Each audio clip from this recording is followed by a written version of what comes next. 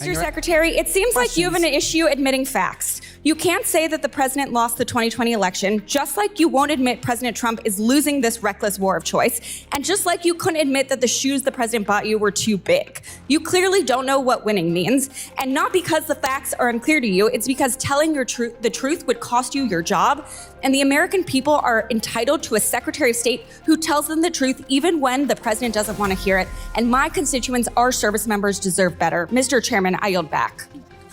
I don't know what shoes she's talking about. What is she talking about? Representative Burchett, you're recognized. Thank you, Mr. Chairman. If you'd like to answer any of that. Yeah, I don't know about the I'll shoes. give I mean, you a he gave me minute. some Florsheim shoes. They're actually pretty good. They fit fine. I don't know what she's talking about. And maybe that's what she's referring to. Your shoes look very nice today, Mr. Secretary. How can you see them? They're way down here. We're talking about shoes. Are you guys kidding me? I mean, is this the Foreign Affairs Committee or is this like a circus? What is this?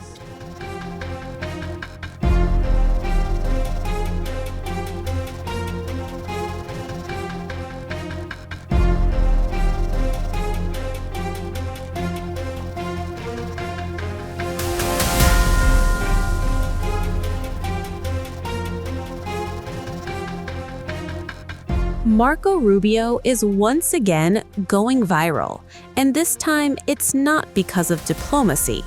The Secretary of State was spotted at President Donald Trump's UFC Freedom 250 event on the White House lawn, wearing what social media users claim are shoes that are simply too big for him. Photos from the event quickly spread online, with users zooming in on Rubio's feet and pointing to the noticeable gap between his heels and the back of his shoes. And the internet did not hold back. One user joked, quote, "When you're a size 8, but the 8.5 was on sale." Another wrote, quote, "Looks like the White House costume design department has a small budget." And a third mocked Rubio by saying, quote, "Lil Marco is still wearing the oversized shoes his daddy master bought him." The comments kept pouring in, with many questioning why the Secretary of State was still wearing the now infamous pair. The shoe saga actually dates back months. Vice President J.D. Vance previously revealed that President Trump bought Florsheim dress shoes for him and several male cabinet members, after allegedly telling them they had, quote, shoes and needed better ones.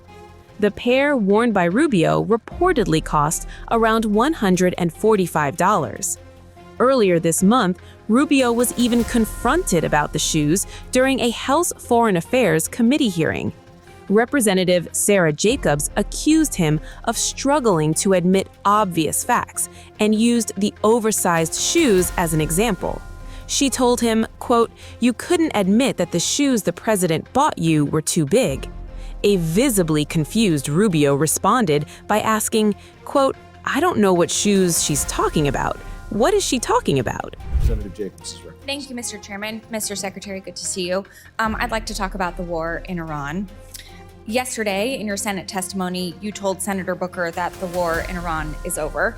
This is news to me. It's also news to my 2,500 constituents, Marines, San Diego Marines in the Middle East off the coast of Iran, the other of my constituents who are deployed there, and the thousands more of my constituents who have 48-hour deployment notices whose families are still very concerned. But okay, I will take you at your word. If the war is over, I have a simple question. Who won? First of all, Epic Fury is over, which is what you would consider the war. That operation is So you agree concluded. it's a war then? No, those are hostilities. They called it a war. I'm Okay. just responding to the Senator Mr. Booker's Secretary, question. you can change the name of the operation. It doesn't change the fact that the strait is still closed and my service Yeah, but members that's and not- all of our service members are still in I know, but harm's that's way. not The what you war asked me. is not over. But I'm agreeing with you. Okay, fine. We're taking you at your word. The war is over. Who won? Well, first of all, you're not taking me at my word. It's a fact. We're no longer conducting sustained strikes inside of Iran to degrade their military because Epic Fury is over. The second point is on the question of who won, I can tell you this.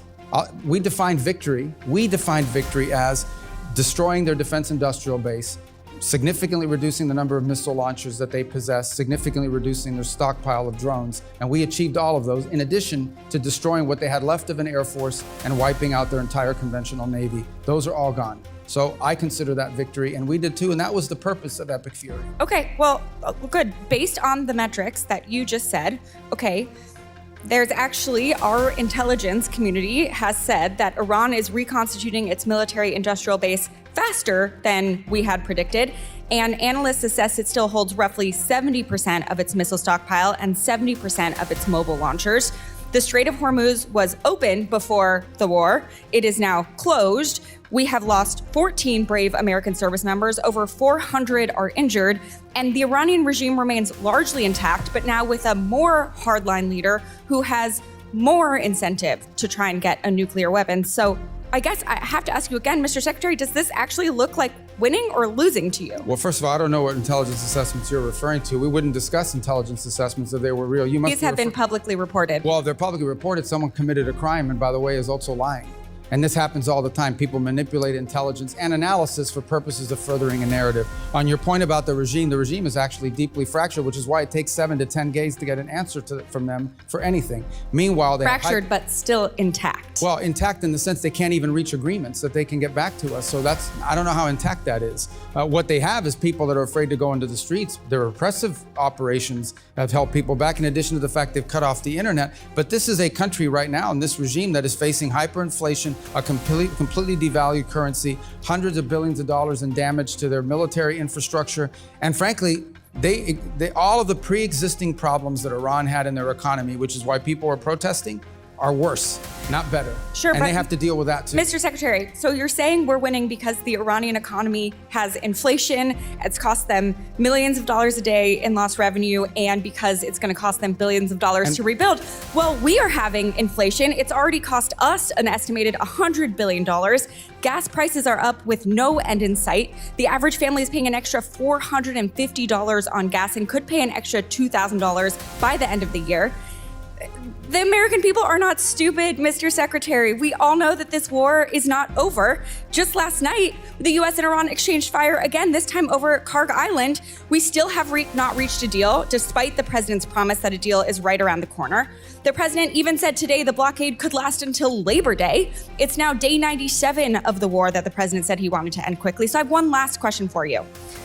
Mr. Secretary, who won the 2020 presidential election? I'm not here to answer a question. We're talking about 2020. This is a foreign affairs committee. Okay, great. You can't answer the question, No, even though we all know that I don't President answer Biden the won. question because as Secretary of State, I do not participate in domestic This is political not about issues. domestic political issues. certainly This is is. about our democracy. You're asking me to opine, just like I don't do campaign It rallies. seems like I don't you- do because as it's- Secretary of State, we're not supposed to. That's been the long tradition of the department, and you should know that if you've been on this committee for any period of time. And Mr. you're- Secretary, it seems like you have an Questions. issue admitting facts. You can't say that the president lost the 2020 election, just like you won't admit President Trump is losing this reckless war of choice, and just like you couldn't admit that the shoes the president bought you were too big. You clearly don't know what winning means, and not because the facts are unclear to you, it's because telling the truth would cost you your job, and the American people are entitled to a Secretary of State who tells them the truth even when the president doesn't want to hear it, and my constituents, our service members, deserve better. Mr. Chairman, I yield back. I don't know what shoes she's talking about. What is she talking about?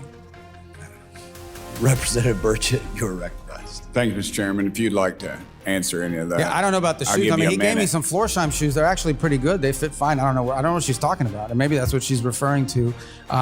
Your shoes look very nice today, Mr. Secretary. Well, how can you see them? They're way down here. We're talking about shoes. Are you guys kidding me? I mean, is this the Foreign Affairs Committee or is this like a circus? What is this?